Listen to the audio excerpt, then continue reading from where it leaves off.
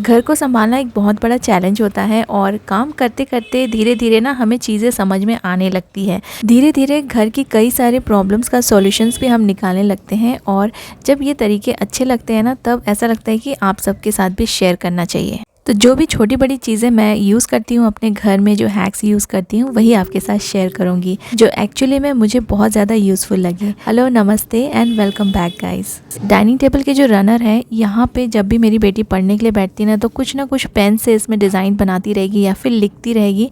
तो और इसके ना जो इंक का जो दाग है वो धोने के बाद भी निकला नहीं। इसको मैंने वॉशिंग मशीन में डाला था और स्क्रब भी किया था, बट ये बिल्कुल एज़ इट इज़ है, इसमें कोई फ़र्क नहीं पड़ा। तो मैंने कहीं पे देखा था कि डेटॉल के थ्रू आप इंक के जो स्टेन्स है ना वो निकाल सकते हैं। तो आज मैं वही ट्राई कर रही हूँ।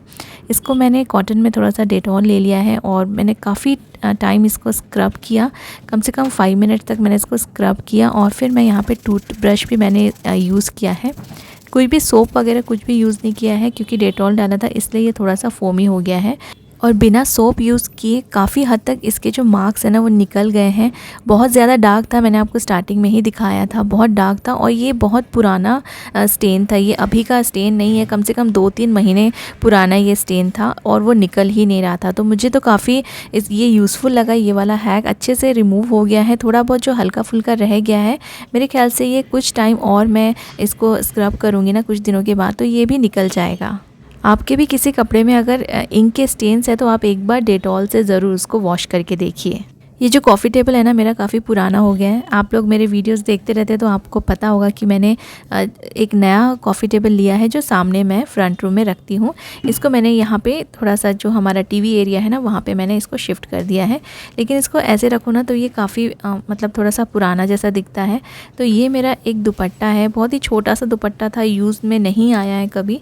इसको मैं इसके ऊपर बिछा रही हूँ तो काफ़ी मुझे अच्छा लग रहा है और थोड़ा सा इसमें जरी का वर्क भी किया गया है। तो जो पुराना टेबल है उसमें थोड़ा सा एक नया लुक आ गया है। तो ऐसे हमारे पास कई सारे पुराने कपड़े, पुराने दुपट्टे या फिर ड्रेस मटेरियल्स के कुछ पुराने जो कपड़े रहते हैं ना वो पड़े रहते हैं। तो उसको हम ऐसे अगर यूटिलाइज़ करें अपने पुराने फर्नीचर के ऊपर तो उसमें एक नया लुक आ जाएगा और एक अलग सी शाइन आ गई है। क्योंकि एक जो दुपट्टे का कपड़ा है ना ये बहुत ही अच्छा है, लेकिन बहुत छोटा था, इसलिए मैंने इसको कभी भी यूज़ नहीं किया। तो इसलिए अब ये मेरे अच्छे से यूज़ में आ रहा है। सेंटर टेबल पे ये काफ़ी अच्छा लुक दे रहा है और एक पुराने टेबल को थोड़ा सा नया लुक देने के लिए मुझे ये दुपट्टे वाला हैक बहुत ही अच्छा लगा। दुपट्टा नहीं है तो आप पुरानी कोई साड़ी भी यूज़ कर सकते हैं अपने किसी भी पुराने फर्नीचर को थोड़ा सा न्यू लुक देने के लिए। बहुत सालों पुरानी मेरे पास एक कैंडल्स रखी हुई थी और ये ऊपर रखे रखे काफ़ी ज़्यादा डस्टी और गंदी हो गई है। इसको मैंने काफ़ी बार ना क्लीन करने की कोशिश की लेकिन ये क्लीन नहीं होती है।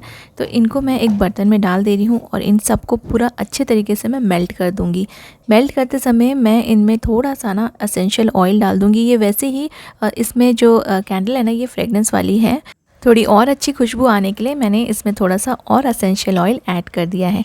ये मेरे पास कुछ खाली कंटेनर्स पड़े थे कुकीज़ के और ये ना टिन के कंटेनर्स हैं और इनमें कुछ भी स्टोर करके रखो तो इसमें एयर चली जाती है, एयर टाइट नहीं है, इसलिए मैं इसको कोई भी फूड स्टोर करने के लिए यूज़ नहीं करती हूँ। ऊपर का जो पेपर था वो मैंने निकाल दिया है, स्टिकर वगैरह निकाल दिया है। तो ये बहुत ही सुंदर लग रहा है, गोल्डन कलर का है अंदर से ये। तो इसमें मैं जो ये मेल्टेड मैंने कैंडल को मेल्ट किया है ना वो पूरा का पूरा मैं इसमें स्टोर करूँगी। और क्योंकि ये अंदर रहेगा, कंटेनर में रहेगी, तो ये कैंडल जब चाहिए हम इसे जला भी सकते हैं और जब यूज़ में नहीं आ रही है तो लिड लगा के रख सकते हैं जिससे कि ये ख़राब नहीं होगी, कभी भी इसमें गंदगी या धूल मिट्टी नहीं जाएगी। वैसे तो ये ऑलरेडी पिंक कलर की है, मैंने इसमें हल्का सा थोड़ा सा और कलर डाल दिया है हल्का डार्क इसमें आने के लिए, इसका जो पिंक कलर है। और थोड़ा सा 2-3 ड्रॉप जो मैंने पहले बताया था आपको एसेंशियल ऑयल का मैंने इसमें डाल दिया है और इसको मैं ये वाले कंटेनर में भर दूँगी।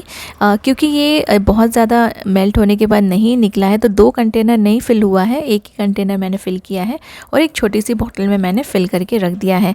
बहुत ही थोड़ा सा वैक्स बचा था तो मैंने एक पेपर कप में डाल दिया है इसको। तो ये भी एक तरह से एक अच्छा सा शेप ले लेगा और इसको हम कहीं भी टी लाइट कैंडल की तरह यूज़ कर सकते हैं। कई बार हमारे पास छोटी छोटी कैंडल के पीसेस भी रह जाते हैं, जो नॉर्मल कैंडल्स हम जलाते हैं कभी बर्थडेज़ में या कभी ऐसे ही हम यूज़ करते हैं, वो पीसेस को भी आप मेल्ट करके ऐसे अलग अलग शेप्स दे सकते हैं कैंडल्स के और उसमें एसेंशियल ऑयल डाल के को आप एक फ्रेगनेंस वाली कैंडल भी बना सकते हैं और ऐसे टी लाइट होल्डर्स में भी आप उनको डाल के रख सकते हैं। तो ये काफ़ी यूज़फुल हो जाता है। जो कैंडल्स हम ऐसे ही फेंक देते हैं उनको आप इस तरह से मेल्ट करके यूज़ कर लीजिए। आपके घर को डेकोरेट करने के लिए ये काफ़ी काम में आएंगे और इनमें से बहुत ही अच्छी सी खुशबू भी आती है। बहुत ही पुराना मेरे पास ये ऑर्गेनाइज़र रखा था जो कि पैन्स वगैरह रखने के लिए यूज़ में आता है, या फिर आप इसमें बड़े थाली प्लेट्स ये सब भी रख सकते हैं। तो मेरे किचन में ना इस ऑर्गेनाइज़र की बिल्कुल भी जगह नहीं हो रही थी, लेकिन घर में कहीं ना कहीं ऐसे वाले ऑर्गेनाइज़र्स यूज़ में आ ही जाते हैं। ज़रूरी नहीं है कि आप इसे किचन में ही यूज़ करें। तो मैंने इसे यहाँ लिविंग रूम में रख दिया है और इसमें मैं सारी स्टोरी बुक्स, काफ़ी बड़ी बड़ी स्टोरी बुक्स है मेरी बेटी के पास, वो काफ़ी रीडिंग करती है, तो ये सारी स्टोरी बुक्स मैंने यहाँ पे रख दी हैं। तो ये बुक्स भी ऑर्गेनाइज रहेंगी और ये जो ऑर्गेनाइज़र ऐसे ही पड़ा था, मुझे लग रहा था कि मेरे पैसे भी बर्बाद हो गए इसको लेकर, तो वो भी यूटिलाइज़ हो गया। तो कुछ ऑर्गेनाइज़र्स ऐसे होते हैं जो हमें लगता है कि शायद किचन में अब इसका यूज़ नहीं है, तो आप उसे किसी दूसरे रूम में भी यूज़ में ला सकते हैं। तो देखिए इसमें सारी की सारी बुक्स आ गई हैं और काफ़ी बड़ा सा ऑर्गेनाइज़र था बड़े बड़े पैन्स रखने के लिए, तो उसको मैंने बुक के लिए यूज़ कर लिया है। कई बार ऐसा होता है ना कि केक हम लाते हैं और वो बच जाता है, और जो क्रीम वाले केक होते हैं उनको स्टोर करने के लिए हम ऐसे कंटेनर्स यूज़ करते हैं। लेकिन आप जो कंटेनर यूज़ कर रहे हैं ना, उसके लिड में केक रखिए। जो कंटेनर है उसको अपसाइड डाउन करके इस तरह से आप उसे बंद करके रखिए। आप इसको अच्छे से स्टोर कर पाएंगे और जब भी आप इसे निकालेंगे ना, इसको वापस से सर्व करने में आपको बहुत ही आसानी होगी। नेक्स्ट हैक है पेपर रोल्स को लेके, जिसको हम बेकार समझ के मोस्टली फेंक देते हैं। तो ये भी बहुत ज़्यादा काम आ सकते हैं आपके किचन में। इसके कई सारे यूजेस हो सकते हैं। ये बेसिकली जो टॉवल रोल होता है किचन का, उसका ये बचा हुआ रोल है, तो उसको मैं यूज़ करूँगी और इसके पीछे मैंने एक छोटा सा डबल टेप चिपका दिया है।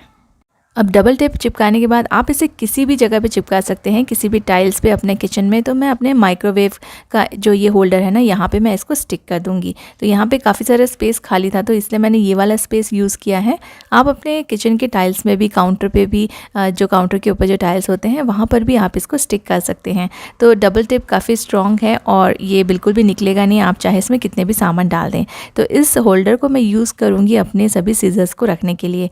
किचन में हम बहुत सारे सीजर्स यूज़ करते हैं जो यहाँ वहाँ रखने से मिसप्लेस भी हो जाते हैं। ये वाला जो पेपर रोल है इसको यूज़ कर सकते हैं एज अ ऑर्गेनाइज़र, और इसमें आप अपनी जो बड़ी शार्प नाइफ्स है वो भी रख सकते हैं हैंग करके, और जितने भी सीजर्स हैं ना उसको इसमें लगा सकते हैं।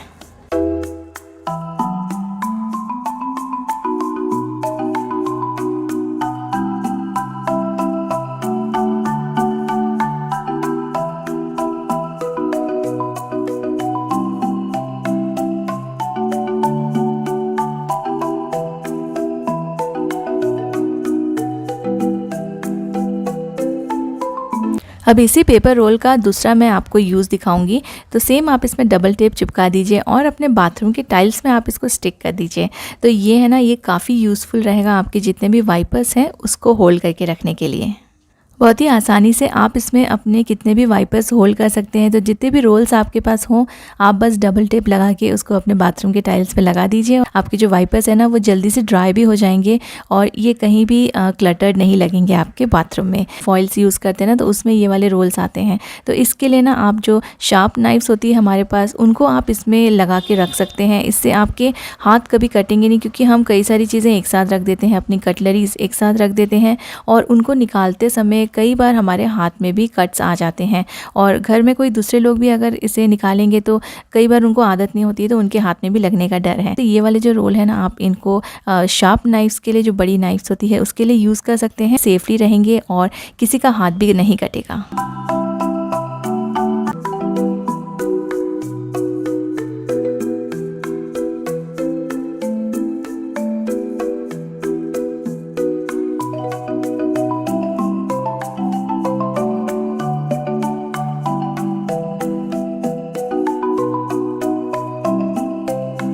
जैम की जो एम्प्टी बॉटल्स रहती है, इस तरह की कोई भी खाली बॉटल्स हम कॉमनली सब लोग इसको कटलरीज रखने के लिए तो यूज़ करते ही हैं।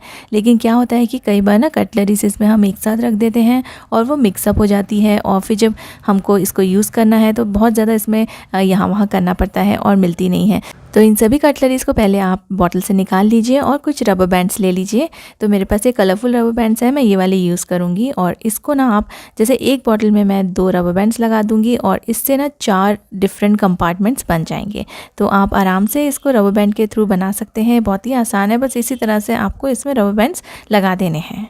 और रबर बैंड्स लगाने के बाद आपको 4 डिफरेंट कंपार्टमेंट्स मिल जाएंगे। इसमें आप आराम से 4 डिफरेंट चीज़ें रख सकते हैं और ये मिक्सअप भी नहीं होंगी और सेग्रीगेटेड रहेंगी, जिससे कि आपको इसमें से जब भी आप स्पून्स या फोक्स या छोटे चम्मच लेंगे ना तो आपको आसानी होगी। तो ये एक दूसरे के साथ मिक्स नहीं होंगे और आपका टाइम भी वेस्ट नहीं होगा इनको अलग अलग करने में।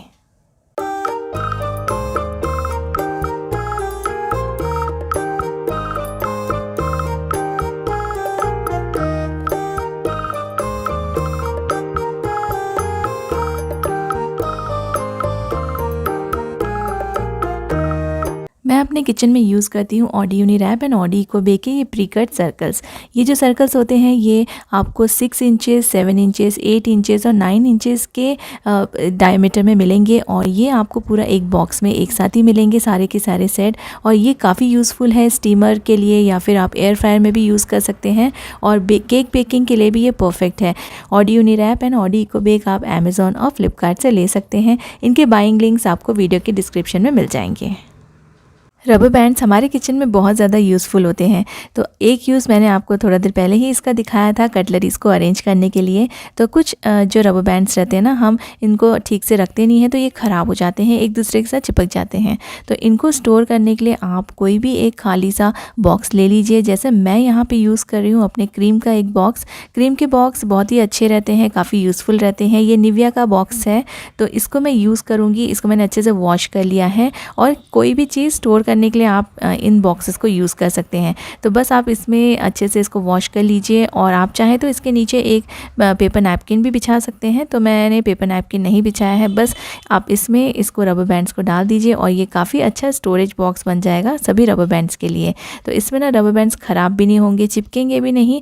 और आप इसमें या तो पेपर नैपकिन लगा दीजिए या फिर थोड़ा सा पाउडर इसमें डाल के रख दीजिए, सो डैट ये एक दूसरे के साथ चिपकेंगे नहीं और अच्छे से रहेंगे। तो इस तरह से आप अपने जितने भी रबर बैंड्स हैं उनको अच्छे से ऑर्गेनाइज करके रख सकते हैं और ये यहाँ वहाँ मिसप्लेस नहीं होंगे और ख़राब भी नहीं होंगे। आज की वीडियो में बस इतना ही। अगर आपको वीडियो अच्छी लगी है तो इसे लाइक और शेयर ज़रूर कीजिएगा। Thank you so much for watching.